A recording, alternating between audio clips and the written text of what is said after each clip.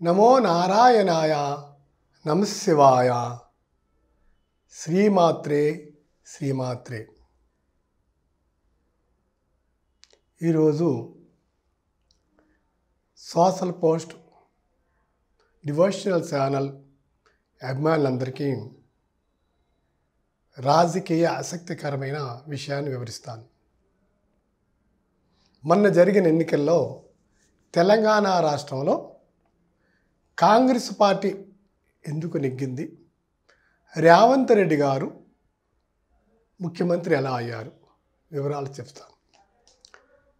రియల్గా చాలామంది జ్యోతిష్యవేత్తలు కానివ్వండి, ఇమాములు కానివ్వండి, లేకపోతే పాస్టర్లు కానివ్వండి, చాలామంది ఏం చెప్పారంటే కేసీఆర్ గారు హాట్రిక్ సీఎం, ముచ్చటగా మూడోసారి ముఖ్యమంత్రి అవుతారు అని చాలామంది జ్యోతిష్యులు చెప్పారు.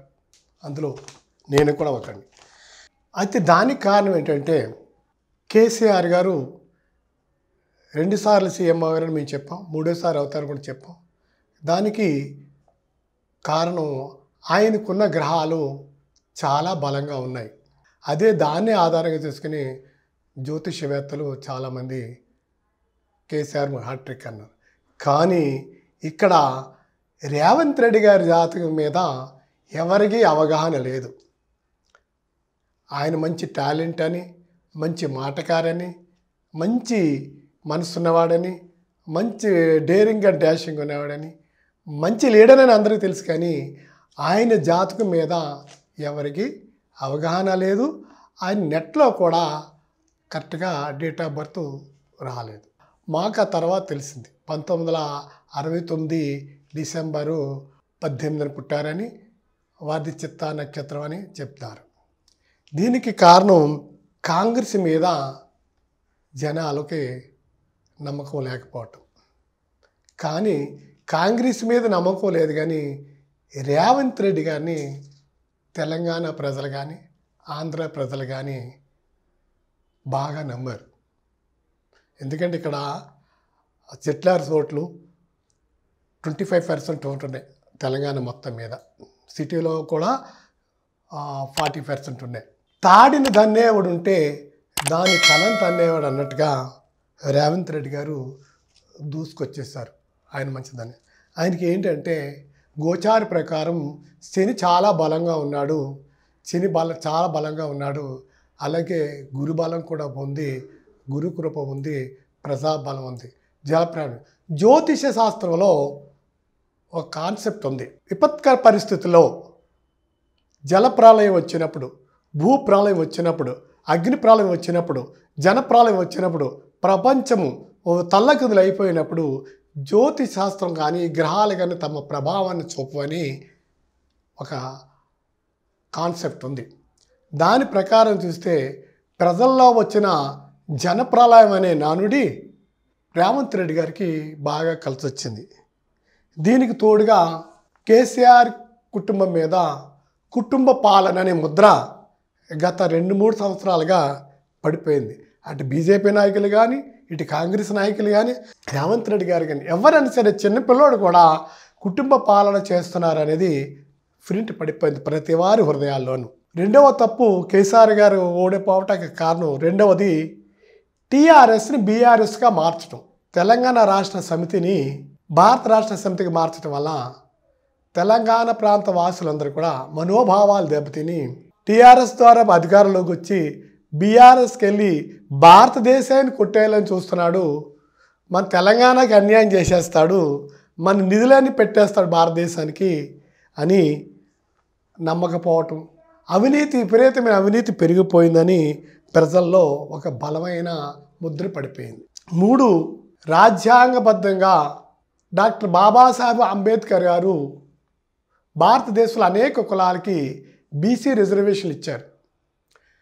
అటువంటి రాజ్యాంగ హక్కులు కలిగిన 26 కులాల బీసీ కులాలని, ఆంధ్రా నుంచి వచ్చి ఇక్కడ స్థిరపడిన కులాలని కావాలని కేసీఆర్ గారి మంత్రిమండలి బీసీ లిస్ట్ నుంచి తీసేశారు. వాళ్ళు ఎన్నిసార్లు ప్రాధేయపడినా, వాళ్ళు ఎంతమంది రిక్వెస్ట్ చేసినా, ఎన్ని పైరవీలు చేసినా వాళ్ళకి మొండి చేయి చూపించారు, హేవభామంగా హేళనగా చూశారు. ముఖ్యంగా ఆ విధంగా అది ప్రజాబలం పోగొట్టుకున్నాడు. ఆయన ప్రజల నమ్మకాన్ని పోగొట్టుకున్నాడు. ఆ 26 కులాలే కాకుండా అనేక మంది సానుభూతి పరులు ఈయనకి వ్యతిరేకంగా పనిచేశారు. 4 కేసీఆర్ గారికి అష్టమ శని నడుస్తుంది. గ్రహ బలాలన్నీ బాగున్నప్పటికీ కూడా వీరికి అష్టమ శని, ఎవరికైతే అష్టమ శని ఉంటుందో, నేను ఒక ఆర్టికల్ రాశాను ఈ జ్యోతిషశాస్త్ర ఆర్టికల్లో, ఈయనకి అష్టమ శని నడుస్తుంది. అష్టమ శని వల్ల ఆరోగ్య నష్టము, ఆదాయ నష్టము, పరువు నష్టము, అధికార నష్టం కూడా జరుగుతుందనే సార్. ఎందుకంటే శని గ్రహం అనేది ధర్మపాలకుడు. అవినీతిని విపరీతం అయిపోయినప్పుడు దైవం అది చక్కబెట్టే బాధ్యతని శనికి అప్పచెప్తాడు. అప్పుడు శని అవినీతిని భరించలేడు. అందుకని అష్టమ శని వల్ల, అలాగే గురువు దశమ నుండి గోచార బలం, గురువు బలం కూడా లేకపోవడం వల్ల ఆయనకి అధికారం పోగొట్టుకున్నారని చెప్పచ్చు. అలాగే కేసీఆర్ గారి జాతకం కంటే రేవంత్ రెడ్డి గారి జాతకం చాలా బలంగా ఉండటం కారణం. అలాగే చంద్రబాబు గారు అరెస్ట్ జరిగినప్పుడు, అక్రమంగా అరెస్ట్ జరిగినప్పుడు ప్రపంచంలో అందరూ కూడా, జాతీయ నాయకులు కూడా సానుభూతిని ప్రకటిస్తే ఈ బీఆర్ఎస్ నాయకులు ఎవరు కూడా సానుభూతిని ప్రకటించలేదు. కొంతమంది ప్రకటించిన వాళ్ళందరూ నెగ్గారు. అలాగే గురుబలం, గురుద్రోహం కూడా కింద లెక్కేసుకోవచ్చు. కొంచెం సానుభూతిని చూపించినా కూడా ఈ టీడీపీ ఓట్ల శాతం దాదాపు ఇంచుమించులో 7-8% ఉంది. ఆ 7-8% వీరికి బదులు రేవంత్ రెడ్డి గారి మీద అభిమానంతో, కాంగ్రెస్ మీద అభిమానంతో కాదు, వారికి రేవంత్ రెడ్డి గారు అభిమానంతో, రేవంత్ రెడ్డి గారు చంద్రబాబు గారి శిష్యుడు అనే ప్రేమతో చాలామంది కాంగ్రెస్కు ఓటేశారు. అది రేవంత్ రెడ్డి గారికి వరమైంది. ఒక ఉత్తముడికి మంచి స్థితి వచ్చిందనమాట. అలాగే కేటీఆర్ గారు కార్యనిర్వాహక అధ్యక్షులు కాబట్టి వారి మీద, వారి బుధస్కంధాల మీద ఎక్కువ ఆధారపడి ఉంటుంది. వారికి ఏలినాటి శని నడుస్తుంది, 1 సంవత్సరాల దాకా ఉంటుంది. ఆ ఎఫెక్ట్ కూడా కొంత కారణం. అందుకని ఆయన ద్వారా కూడా ఆయన పలుకులు కూడా తేడా వచ్చినాయి. ధర్నాలు చేసుకుంటే ఆంధ్రాలో చేసుకుంటే ఇక్కడ అది కూడా కొంపముంచింది. అలాగే హరీష్ రావు గారు కూడా బీఆర్ఎస్లో ఒక ప్రధానమైన వ్యక్తి, కేసీఆర్ గారికి రైట్ హ్యాండ్.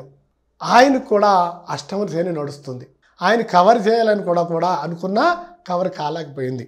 అంటే తెలంగాణ ప్రజల్లో, తెలంగాణ ఉన్న జిల్లాల్లో ఉన్న ప్రజల్లో కేసీఆర్ గారి మీద నమ్మకం పోయింది.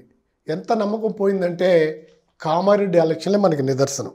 అలాగే ఉద్యమ నాయకుల్ని, తెలంగాణ కోసం పోరాడి ఫైటింగ్ చేసిన శ్రీకాంత్ ఫ్యామిలీ, అలాగే ఉద్యమాలు కోదండరామ్, అటువంటి పెద్ద పెద్ద వ్యక్తులు, ప్రొఫెసర్ లాంటి వాళ్ళని దూరంగా పెట్టడం, అభివృద్ధికి దూరం పెట్టడం, అధికారాన్ని దూరం పెట్టడం, దానివల్ల కూడా అవన్నీ కూడా అలాగే విద్యార్థులు, నిరుద్యోగం, విద్యార్థులు పూర్తిగా 100% విద్యార్థులు వ్యతిరేకతని చూపించారు. ఈ విధంగా ఆయన కర్ణుడు చావుకి అనేక కారణాలు అన్నట్టుగా కేసీఆర్ గారు ఓడిపోవటానికి కారణం అనేక ఉన్నాయి. దానివల్ల అంటే అంతే తప్ప జ్యోతిష్ శాస్త్రం కరెక్ట్ కాదు, జ్యోతిష్ శాస్త్రం నిజం కాదని కొంచెం మంది ప్రవచనాలు చెప్పేవాళ్ళు జాతకాన్ని మాట్లాడుతున్నారు. శాస్త్రం ఎప్పుడూ తప్పు కాదు. చెప్పేటోళ్ళు మాలాంటోళ్ళు చెప్పడం చేతగాక చెప్పలేకపోవచ్చు, కానీ శాస్త్రం ఎప్పుడు కరెక్ట్. మనకు ఋషులు ఇచ్చారు, దైవ సృష్టి అది, దాన్ని నమ్మాలి. ఎవరైనా సరే డిబేట్కి రండి. గ్రహాల మీద మానవ జీవితాలు నడుస్తూ ఉంటాయి మనకి ఈ పరిస్థితులు. అలాగే కాలమాన పరిస్థితులు, కాలము తారుమారు ఉన్నప్పుడు, ప్రళయకాల సమయంలో జ్యోతిష్ శాస్త్రాలు పనిచేయవు. జల ప్రళయం వచ్చినప్పుడు, అలాగే ఏదైనా విపత్కర సమయాల్లో గ్రహాలు తమ స్థితిగతులను స్థిరంగా ఉండిపోతాయి.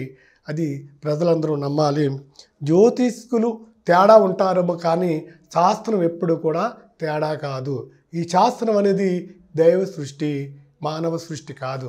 మానవులు తప్పుదాలు చేస్తారు కానీ దైవము, ప్రకృతి తప్పు చేయదు. అందుకని మనకి ఈ ప్రోగ్రాం ద్వారా మీ అందరికీ తెలియజేయవలసింది ఏంటంటే, ధర్మో రక్షిత రక్షిత. ఎవరైతే ధర్మాన్ని కాపాడుతారో ఆ ధర్మము ఆ మనుషుల్ని కాపాడుతుంది. వాళ్ళు రాజకీయ నాయకులైనా సరే, వ్యాపారవేత్తలైనా సరే, విద్యావేత్తలైనా సరే, జ్యోతిష్య పండితులైనా సరే, వాస్తు పండితులైనా సరే, నిర్మాతలైనా సరే, ఎటువంటి వ్యక్తులైనా, బాబాలైనా, యోగులైనా, ఋషులైనా, మీరు తప్పు చేస్తే పనిష్మెంటు జరుగుతుంది. కానీ సమయం తీసుకున్నప్పుడు కూడా శిక్షణ అనుభవించాలి. ఇది మీరు నేను ప్రజలందరూ గుర్తుంచుకోవాలి. ఓం నమః శివాయ.